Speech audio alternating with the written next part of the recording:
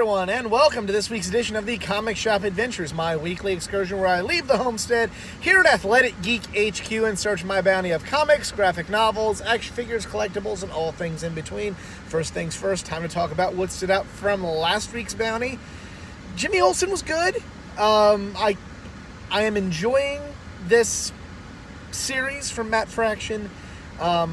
It's not, at least as of the issues that have come out, not on the Hawkeye level, but I like it so far. It's kind of a different way of telling a story, because there's like several mini stories that, if you're not used to it, it can confuse you, but I still think it's a fun set of stories, and I enjoy Matt Fraction's work, and I enjoy what Matt Fraction does with characters that usually people don't look at as the most entertaining or important characters. Batman was good. Kind of was this whole Bruce on an island with Catwoman and they're thinking of how happy their life could be, and then they decide to team up to try and take their city back, and it just kind of led me to believe we could have avoided all this if we just would have let Bruce and Selina get married a long time ago, Tom, but whatever. And finally, the best book of the week was, without doubt, Justice League, with just all the different interactions with the different past characters, with Kamandi, with the Justice Society, and all the different, I guess you'd say, just sections of the Justice League, like with, different Justice League members going and meeting the different characters from the past and future and whatnot. I really like what Scott Snyder's doing with that, especially with this Year of the Villain thing going on. That was, without question, the best book of the week. There wasn't really any bad books last week, but there really wasn't, other than Justice League, there really wasn't anything really earth-shattering and really like, oh my god, that was so cool. Everything was just good. That's the only book that really ended up great. It was just kind of average to good, except for Justice League. So, you'll have weeks like that. Nothing was bad, but, just kind of not, like I said, not an earth-shattering week when it comes to comics last week, but maybe this week will be different. I will see you guys when I get back here at the homestead with this week's bounty. Hey everyone, I am back here at the homestead, right here at Athletic Geek HQ. Just jump right into it. We got quite a collection of comics in this week's bounty, and jump right into it. We have Avengers number 24, The Avengers versus the Cosmic Ghost Rider. I've enjoyed this story arc with kind of how they're brought in Ghost Rider and the different twists and turns, and we're going to see, I don't think this is the final issue of this story arc, but we're really kind of going to see it really start picking up some steam, and really see the story get kicked into the next gear, no pun intended. But really enjoyed this story arc so far, and I'm Jason Aaron has made me care more about Ghost Rider than I've ever cared about Ghost Rider before in the past. And I'm not trying to knock Ghost Rider, he just never one of my favorites, and Jason Aaron just has that ability to make me care about characters that I previously wasn't too high on, so kudos there. Avengers number 24. From there we go to Powers of X number 5. I'm reading it because I have to. It is what it is. It's hard to follow. It's trying to be Watchmen. I don't like it as much as I feel like I should. Some issues have been okay, but for the most part, just not really into either one of these miniseries that's concurrently running. It's an obligation. And I don't like when comics are an obligation. Powers of X number 5. Finally, from there, we go to Justice League Dark number 15. It's staving off the chopping block, with it's kind of hard to describe this book if you're not reading it. This is a book that needs to be read, and that's kind of just with Tinian's writing, that's kind of how you have to do it. There's a lot of crazy, weird stuff going on, and that's why I like Justice League Dark, especially now that it's the year of the villain and kind of the shit's hitting the fan. It's really interesting to see how this motley crew of heroes is handling it. And then the one thing keeping him kind of rooted, I guess, in traditional superheroes is Wonder Woman.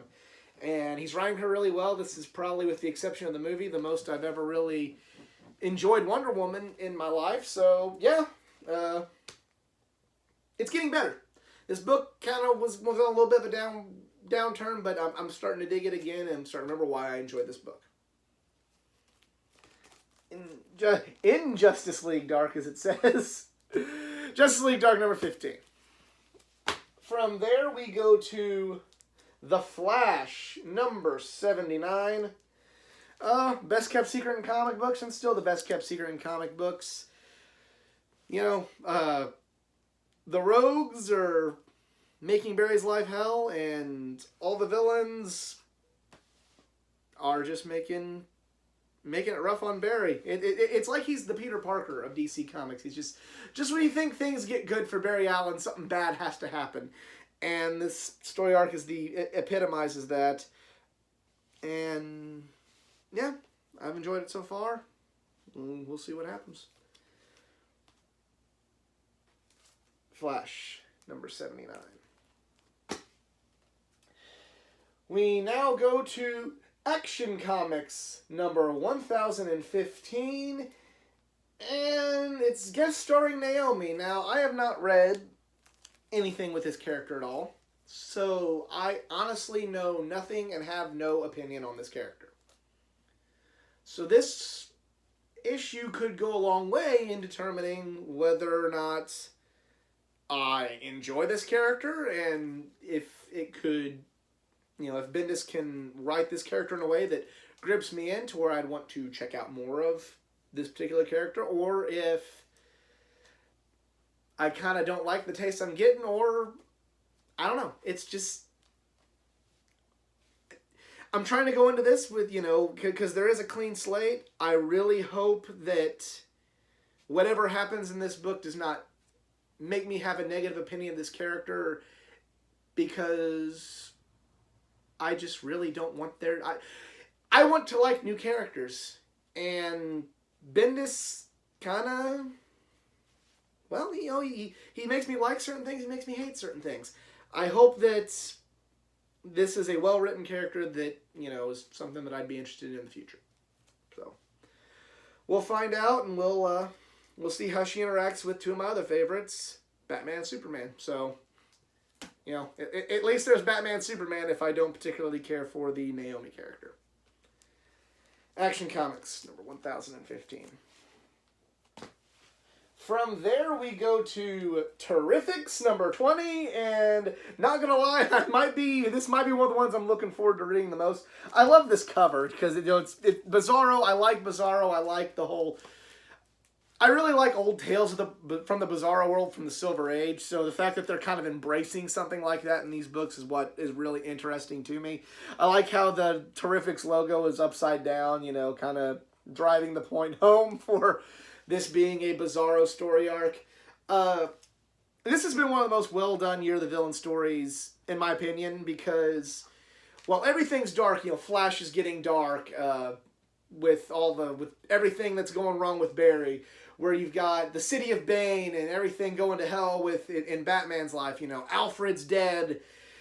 You've got all these things going on that is just so dark and gloomy, yet you have Bizarro in the Terrifics, and they still managed to get over the point that this is the Year of the Villain, and things are bad and whatnot, but they still managed to keep the fun of the Terrifics book, which is awesome, because this is a fun book.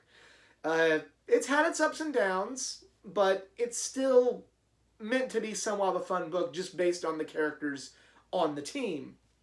So I really like what they've done with that, and I like how, maybe I'm just being a Bizarro fanboy, but I appreciate what they're doing with a story arc like that, and how it's somewhat refreshing among all the darkness going on in DC Comics right now. Terrifics, number 20. And probably the book that I am looking forward to the most, Detective Comics number 1012. They've been teasing that Victor Fries is up to something more sinister than ever. And now that the Deadshot story, at the end of all the Deadshot issues, there was a tease of what Victor is up to. We're finally going to find out what he has in store, and as that plan gets into motion, I feel like Mr. Freeze is a hard character to write at times. And certainly the Arnold Schwarzenegger portrayal has not helped public opinion on him. I know that was several years ago, but there's still times whenever I'm discussing comics at the shop and I say, like, I really like to see more done with Mr. Freeze, especially after what was done in the animated series. You just get a couple people going like, is he going to make ice puns? And I don't think that's fair, because Mr. Freeze, especially based off the animated series, is a very, very tragic, deep villain that you could do a lot with. I'm not trying to set myself up for any disappointment, but with kind of the way the teases have been, and with the faith that I have in Peter Tomasi to write a character in such a great way, I'm very much excited to see if maybe Victor Fries can get a great story arc because you have somebody as talented as Peter Tomasi writing him. So this is probably the book. This has kind of been the crown jewel of the last couple weeks, if you will, for my comic book bounties. And yeah, I don't know if I want to read this one first because I'm looking forward to it the most, or save it for last and give me something to work towards. But either way, I am extremely excited about this book, Detective Comics number 1012. And finally, the final single issue of this week's bounty, I have Batman Superman number 2. I like what Williamson did with number 1. It's now part of my pull list. And, there was the Batman Who Laughs story. Well, there's apparently a Shazam Who Laughs. And Shazam is somebody who could easily give both heroes a run for their money. Really like the build-up. I like the reveal of Shazam being creepy and Joker-like. So, like to see, can't wait to see the story arc continued. And very much looking forward to reading this one as well. Batman Superman number 2. And the last part of my bounty I have is a graphic novel. It's been a while since I picked up one of these on the Comic Shop Adventure. It is The New Teen Titans by Wolfman and Perez.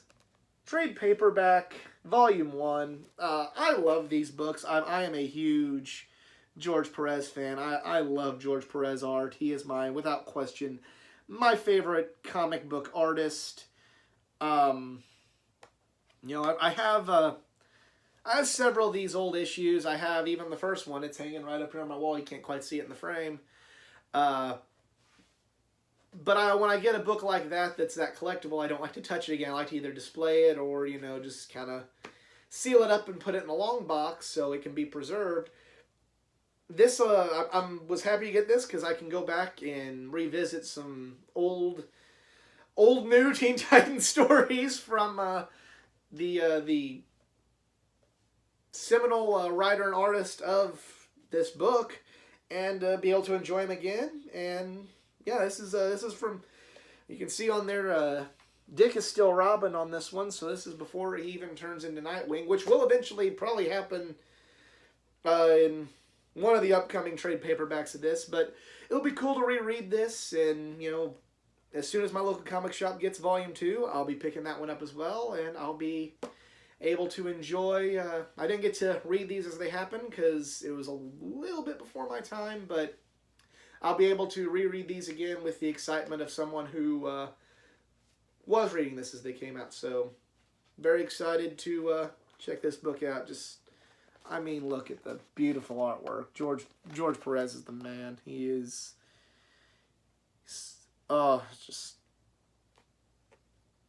He's just so good.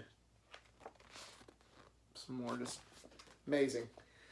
I'm gonna be tearing. I don't know how soon I'll be able to get to this with the bounty of comics I have, but this is definitely something I really want to read sooner rather than later.